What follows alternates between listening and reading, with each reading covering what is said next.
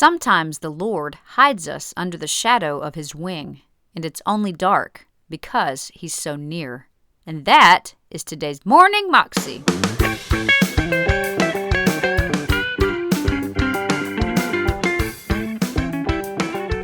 Welcome to the Morning Moxie Show. I am your host, Alicia Sharp, and today we have part 2 of Bill Johnson's message about going through difficult times and seasons. Here's Bill. I doubt there's a person in the room that wouldn't line up for the bold faith impartation. Because that's as much as anybody I've ever met in my life, this group of people, that's what we live for. It's the bold faith, the breakthroughs, the impossibilities to reverse and to turn. But sometimes we don't know as much about Him as we think we know. And we can only find that by facing something for which you have no answer, but you trust. I wouldn't wish, in fact, I don't think you have to go through anything that I went through. Some of you have gone through things so many times worse than anything I've ever faced. So I'm not waving the martyr flag here. Just, this is my journey. This is my journey. And in this journey, I'm more convinced than ever of His goodness. I'm more convinced of ever that He only does wondrous things. His nearness is what impresses me. I didn't have a word at all except the thing about trust. I didn't have a word at all. But I did have His abiding peace and His abiding presence.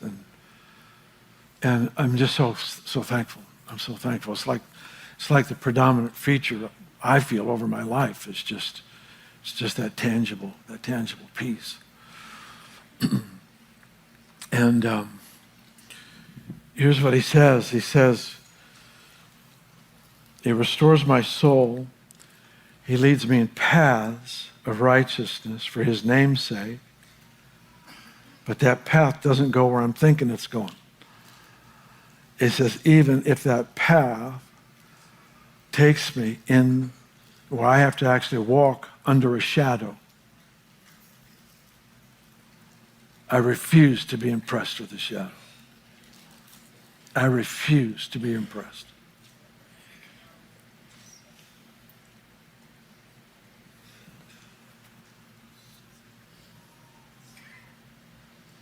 Even though I walk through the valley of the shadow of death, I will fear no evil.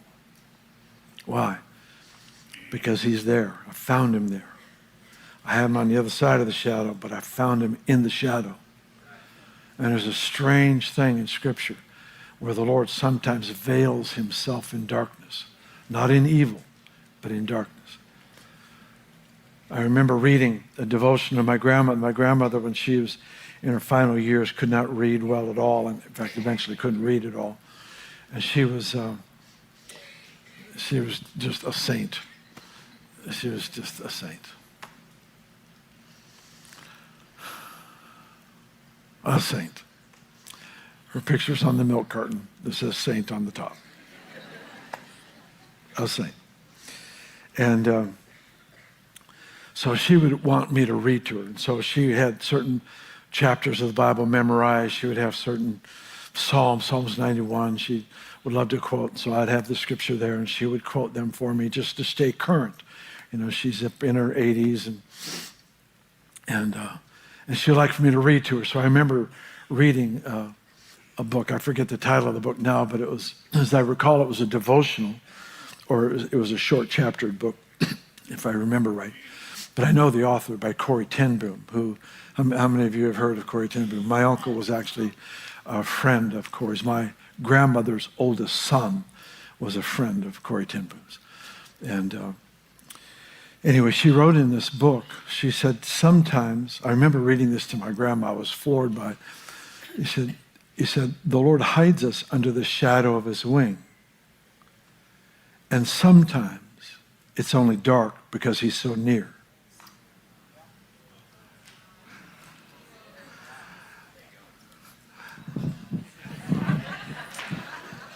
I've got really good news for you. This is worth your evening right here. You get this one down, you'll do fine.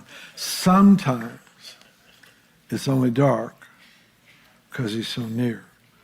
There's something about that shadow of his wing. He's covered himself. See, that's why my heart is bent towards discovering presence, not answers. Now, I like answers. Don't misunderstand me. But God's never on trial with me. I mean, I'm not going to withhold my love until he explains himself. I'm not going to withhold my obedience until I understand.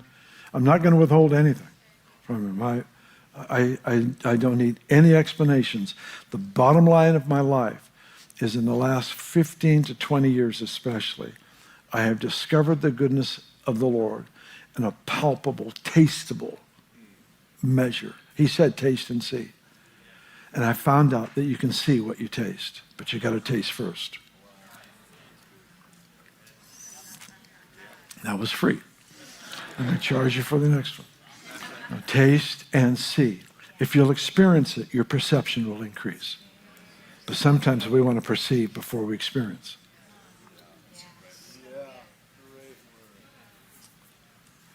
And there's something about his goodness that I have this hope in my heart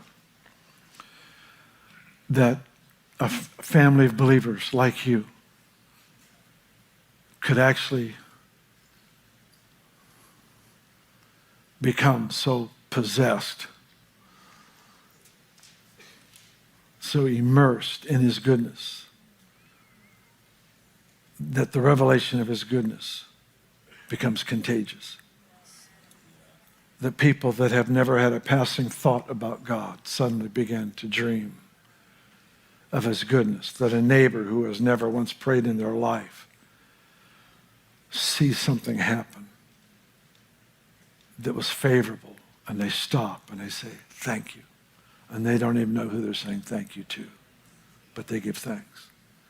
There's something about your life which so set the stage that maybe, for the first time in history, at least that I know of, an entire city can taste and see that he's good. That it would be palpable. It would be, you could smell it. You could see it on households. You could see it in business. You could see it in schools. You could see it in the eyes of people that used to be at war with you. You can see it. They live from this place called the goodness of God.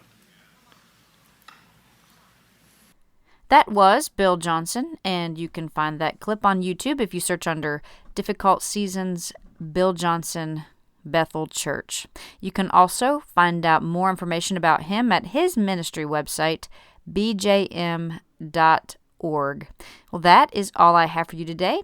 I hope you have an amazing day today, and I will see you again tomorrow for another episode of Morning Moxie. God bless.